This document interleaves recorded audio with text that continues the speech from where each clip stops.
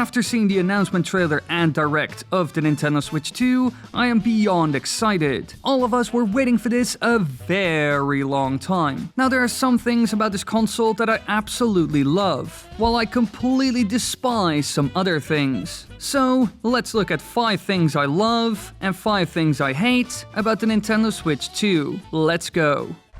In many ways, the Joycons were a fantastic invention. How they clicked into the body of the console, its functionality, and how it improved on many ideas seen with the Wii. However, they weren't perfect. They were rather small, and man oh man, those joysticks often suffered from drift, making them borderline useless at that point. Sure, Nintendo offered to fix them for free, but this was an annoying process that barely anyone did. Now with the new version, they finally made the console and Joy-Cons much bigger, which is great. However, one thing I absolutely hate is that Joy-Con drift has not been solved. Because while there are joysticks out there that prevent drifting, Nintendo didn't use them. According to Nintendo Life, there was an interview with Nintendo of America Nate Bilderhoff, who is the Senior Vice President of Product Development and Publishing. And he said that the Joy-Cons won't have Hall effect sticks. These rely on an electrical conduction technology that allows them to remain out of contact with other components, which leads to less friction and lengthens the lifespan of the joystick, decreasing the chances of drift emerging over time significantly. But Nintendo decided that these weren't necessary. So many improvements were made, but the most important one was completely ignored, which made me incredibly sad and also a bit frustrated. I'm not looking forward to more broken Joy-Cons laying around the house. One thing I really started to dislike of the original Switch over time was its screen. At the end of the day, it's rather small and has a terrible screen-to-body ratio. Just look at that bezel, sheesh, it's massive. So Nintendo finally made the right choice and decided to go for a much bigger screen. It was never really super portable anyway. The screen increased a whopping 28%, and they also managed to make those bezels smaller, making it more compact. Although I have to say that the screen-to-body ratio could have been improved more. But still, this is a great change. One thing Nintendo often does with their console is make them backwards compatible, which is a great feature. I really like that I could play Game Boy games on the DS, or DS games on the 3DS. Really, it's a great thing. And they almost always do this. So of course, they also did this when releasing the Nintendo Switch 2. You can play the games from the previous version. But now that the new console has a lot more power, these games can run much better. However, Nintendo added a price tag to this while doing barely anything. Enhanced versions of Switch 1 games will come to the Nintendo Switch 2, with Breath of the Wild being a good example. However, Nintendo barely improves many of these games. Sure, they are upscaled, but they aren't full remakes or remasters. Meanwhile, any new content is rather minimal, making this upgrade not that impressive. But I will admit, we don't know too much about this feature yet. So for now, I'm not a big fan of it. I bet that these upgrades will be rather expensive and not really worth it, especially for games like Breath of the Wild and Tears of the Kingdom, who will only get improved resolution, frame rate, load time, and HDR support. The only news I was able to find so far claims that it will only cost $10 to get the enhancement for Tears of the Kingdom or Breath of the Wild. If that's the case, it's not too bad. However, in my opinion, all of this should have been free, unless a good amount of new content was added. So in many ways, I am kind of disappointed in Nintendo.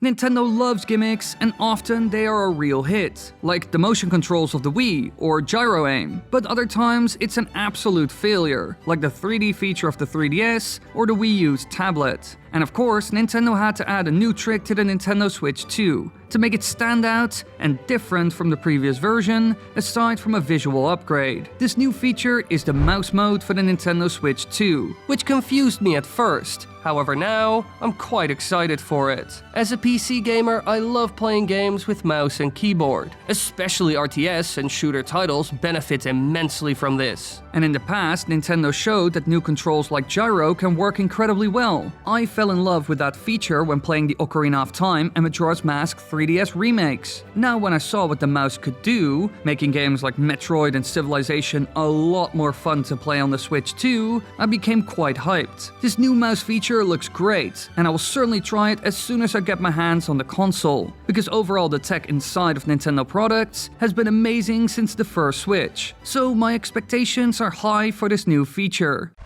When Nintendo released a new version of the first Switch, I was pleasantly surprised by the improvements. An OLED screen, better dock, and actually fully usable kickstand. So I was expecting all of these improvements and more for the Switch 2. But when Nintendo showed it off, I noticed something. One of the things I just mentioned earlier is missing. The screen might be bigger, but it isn't OLED. Instead, they once again went with an LCD, most likely to cut costs a little bit. But come on, if you make this super powerful new Switch, you should go all the way. Worst case scenario, you release a more expensive OLED version that's $500 instead of $450. Valve did a similar thing with the Steam Deck, so why not do this with the Nintendo Switch 2 as well? Or will they release this version years later just like they did the last time? If so, I am quite annoyed that they just didn't do this right away. But hey, at least it's a pretty good LCD screen by the looks of it. One of the main advantages that literally everyone wanted to see with this new version is increased power, because man oh man, many modern titles were unplayable on the original Switch. I mean, even a game like The Witcher 3, which came out in 2017, ran terribly on the console. However, now the system has finally received the power boost it desperately needed. And man, it is much more powerful than I expected. You gotta keep in mind, I didn't look at any of the leaks, so everything I saw was new to me. The fact that the console could run a max resolution of 4K and max frame rate of 120 FPS is beyond insane to me. And they even added all kinds of other features like HDR and AI enhancements. Really, this is the next-gen handheld we needed. It even beats the Steam Deck, which I would have never expected. To be honest, I love this so much because these last 3 years, the lower power and capabilities of the first Switch started to annoy me a lot. It certainly made my time with Tears of the Kingdom less enjoyable due to the constant slowdowns when using Zonai powers, but hopefully now, this will be a thing in the past.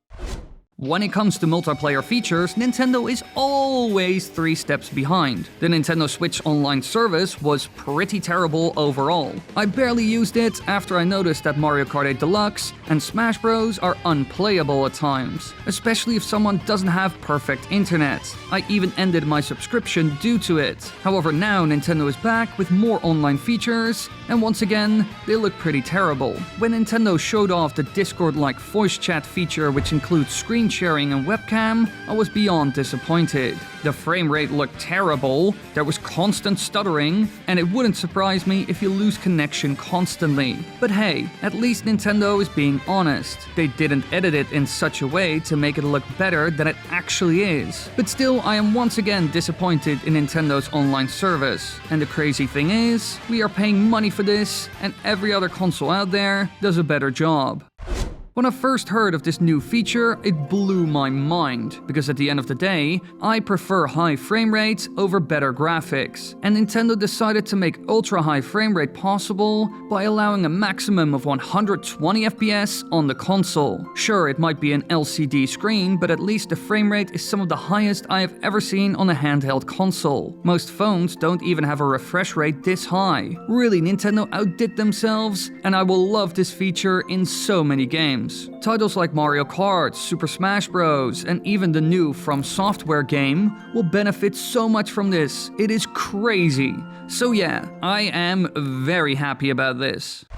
Now, one thing many people are beyond pissed about is the price of some of the games, and to an extent, I agree. It sucks that many companies push prices higher for games, and now Nintendo is following suit with many of their titles. Now, to an extent, it is not the end of the world, because many games have barely gone up in price over the years. So this once-in-a-billion-year price increase is fine. You gotta remember that budgets have skyrocketed in the last 30 years, while prices have only come down. But the fact that Mario Kart World is $90 goes too far for me. Now, Nintendo claims that the game is more than worth it, and has more content than any title that came before. Now, I expect that the game will be pretty great, and they are right to an extent. It looks amazing so far. However, I'm still quite skeptical of the huge price tag. Overall, I am fine with a $70 or $80 price tag as long as it delivers a solid experience. So, no DLC scamming. But this $90 price, well, I don't like it too much. But I guess I will have to wait and see if Nintendo can actually convince me that it is truly worth this price.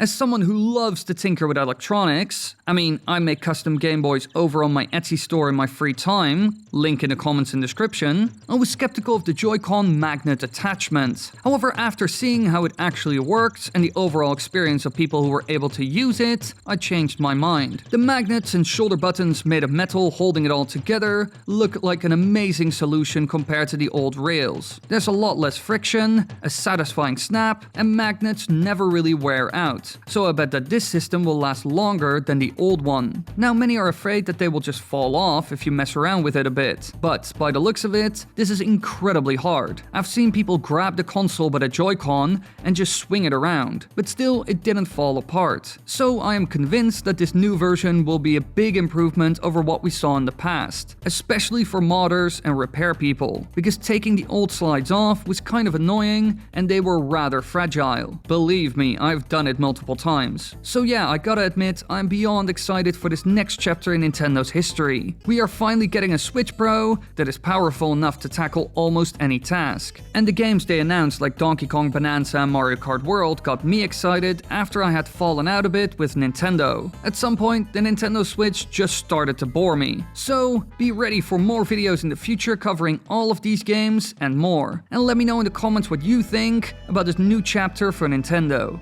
Thank you all so much for watching, I hope you enjoyed this video. Like I said, I'm very excited. The Nintendo Switch 2 ain't perfect, but so far it looks freaking amazing. And I am very hyped, especially for Donkey Kong Bonanza. It looks like the Super Mario Odyssey 2 we never got. But be sure to hit the subscribe button, leave a like, and tell me in the comments what you think about all of this. And then I'll see you all in the next video. Okay, bye!